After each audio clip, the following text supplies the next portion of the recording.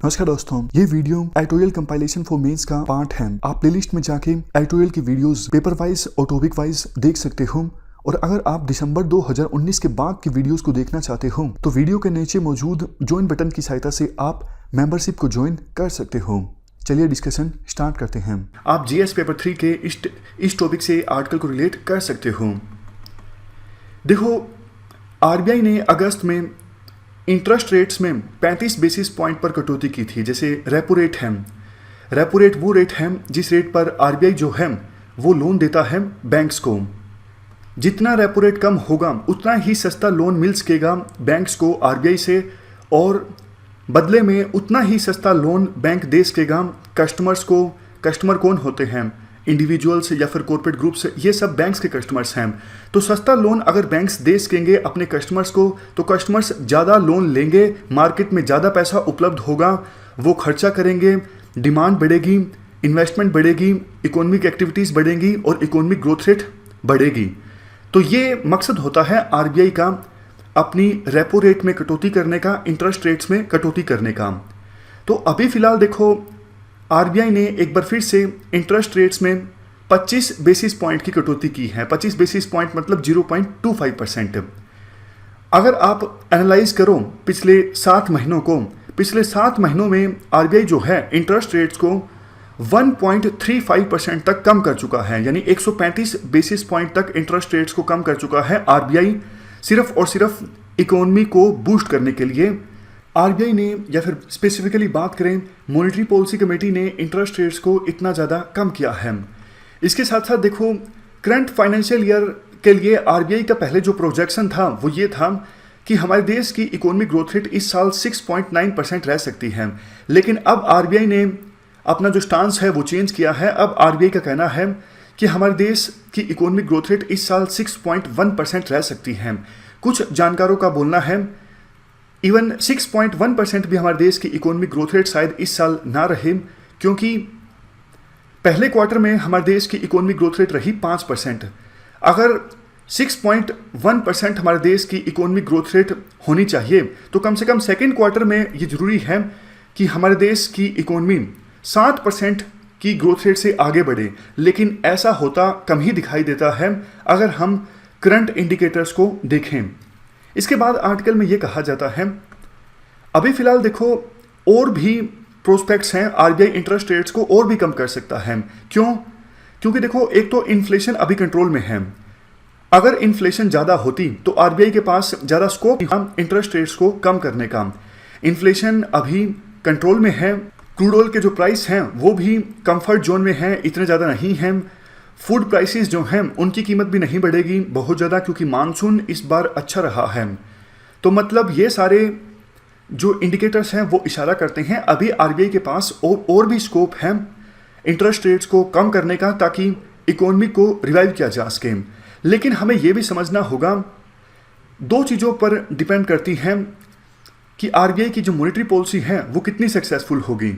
एक तो आरबीआई जब इंटरेस्ट रेट्स को कम करता है तो बैंक रिलेटिवली उसके बाद कितने इंटरेस्ट रेट को कम करते हैं। मान लीजिए आरबीआई ने रेपो रेट को कम कर दिया, ये सोच के कि बैंकों को अब लोन सस्ता मिलेगा और बदले में बैंक जो है वो भी सस्ता लोन देंगे कस्टमर्स को। लेकिन काफ़ी बार जो बैंक्स हैं वो इंटरेस्ट रेट को कम नहीं करते हैं, इवन आरबीआई के रेपो रेट के कम करने के बावजूद। इसका मतलब ये होता है कि ट्रांसमिशन जो है मॉनेटरी पॉलिसी का वो इफेक्टिव नहीं है। पहले देखो, एमसीएलआर सिस्टम को फॉलो किया जा रहा था, वो इफेक्टिव नहीं था। लेकिन अब एक्सटर्नल बेंचमार्किंग का इस्तेमाल किया जा रहा है और उम्मीद ये की जा रही है ये जो सिस्टम है वो इफेक्टिव साबित होगा। और अगर आरबीआई इंटरेस्ट रेट्स को कम करता है तो बदले में बैंक जो हैं वो भी इंटरेस्ट रेट्स को कम करेंगे और इसका फायदा कस्टमर्स को देंगे, कस्टमर सस्ता लोन दे सकेंगे। चलो, एक तो ये डायमेंशन है। दूसरा देखो, बैंक सस्ता लोन देने को तैयार भी हों कस्टमर को, लेकिन ये तो कस्टमर की मर्जी पर डिपेंड करता है ना कि वो लोन ले या फिर ना ले। बैंक्स फोर्स तो नहीं कर सकते कस्टमर्स को कि आप लोन लो, समझ गए? तो काफ़ी बार ऐसा देखने को मिलता है, इवन इंटरेस्ट रेट कम होने के बावजूद कस्टमर्स जो हैं वो बैंक से लोन लेते नहीं हैं। तो ऐसी सिचुएशन में जो फिस्कल पॉलिसी है फिस्कल पॉलिसी मतलब देखो गवर्नमेंट जो स्टेप्स लेती है, जैसे गवर्नमेंट ने टैक्स रेट को कम कर दिया, अभी कॉर्पोरेट टैक्स रेट को कम किया था, ये फिस्कल पॉलिसी है। तो ऐसी सिचुएशन में फिस्कल पॉलिसी का रोल काफ़ी ज़्यादा इंपॉर्टेंट हो जाता है। जैसे देखो कॉर्पोरेट टैक्स रेट को तो कम कर दिया है सरकार ने, इससे 1,45,000 करोड़ रुपए मार्केट में आएंगे। और अगर इंडिविजुअल्स के लिए जो इनकम टैक्स है वो भी अगर कम कर दिया जाता है तो इंडिविजुअल्स के पास ज़्यादा पैसा उपलब्ध होगा, क्योंकि उन्हें कम इनकम टैक्स पे करना पड़ रहा है। वो ज़्यादा खर्च करेंगे, मार्केट में ज़्यादा खर्च करेंगे तो वही साइकिल लगाइए, डिमांड बढ़ेगी, डिमांड की पूर्ति करने के लिए इन्वेस्टमेंट बढ़ेगी, इकोनॉमिक एक्टिविटीज़ ज़्यादा होंगी और इकोनॉमिक ग्रोथ रेट बढ़ेगी। तो फिस्कल पॉलिसी का रोल भी काफ़ी इंपॉर्टेंट है। मॉनेटरी पॉलिसी जो आरबीआई इस्तेमाल करती है उसकी लिमिटेशंस हैं। इवन वैसे देखो आर्टिकल में ये कहा जाता है फिस्कल पॉलिसी की भी अपनी लिमिटेशंस हैं। फिस्कल पॉलिसी की लिमिटेशंस क्या हैं?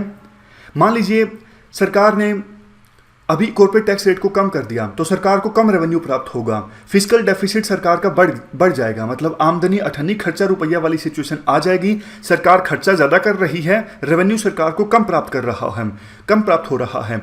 इससे हमारी जो इकोनॉमी की रेटिंग्स हैं वो प्रभावित हो सकती हैं, और बड़े जो इन्वेस्टर्स हैं जो दूसरे देशों से आते हैं उनको ये लग सकता है कि इंडिया की इकोनॉमी की सिचुएशन अच्छी नहीं है, फिस्कल डेफिसिट काफ़ी ज़्यादा है, तो इन्वेस्टमेंट पर असर पड़ सकता है। और इवन इससे भी ज़्यादा अगर सरकार को देखो कम रेवेन्यू प्राप्त होता है, फिस्कल डेफिसिट बढ़ता है, तो सरकार को लोन लेना पड़ेगा अपने खर्चे को पूरा करने के लिए। अगर सरकार मार्केट से लोन ले लेती है तो फिर प्राइवेट इंडिविजुअल्स के पास कम ऑप्शंस उपलब्ध होते हैं मार्केट से लोन लेने के लिए, क्योंकि सारा का सारा जो बोरोइंग है, सारा का सारा लोन जो है वो तो सरकार ही ले लेती है मार्केट से। तो इसे कहते हैं क्राउडिंग आउट इफेक्ट। मतलब प्राइवेट इंडिविजुअल्स के पास ऑप्शन है ही नहीं, उनके पास अपॉर्चुनिटी नहीं है मार्केट से लोन लेने की, क्योंकि ऑलरेडी सरकार ज़्यादा से ज़्यादा लोन ले चुकी है। तो ये सिचुएशन भी खराब है इन्वेस्टमेंट के लिए। मतलब पॉइंट ये है फिस्कल पॉलिसी की भी अपनी लिमिटेशंस हैं और मॉनेटरी पॉलिसी की भी अपनी लिमिटेशंस हैं। तो सरकार को काफ़ी सारे फैक्टर्स को ध्यान में रखते हुए फैसला लेना होगा ताकि इकोनॉमी को पटरी पर फिर से लाया जा सके। इस डिस्कशन में फिलहाल इतना ही है। Thank you very much for discussion.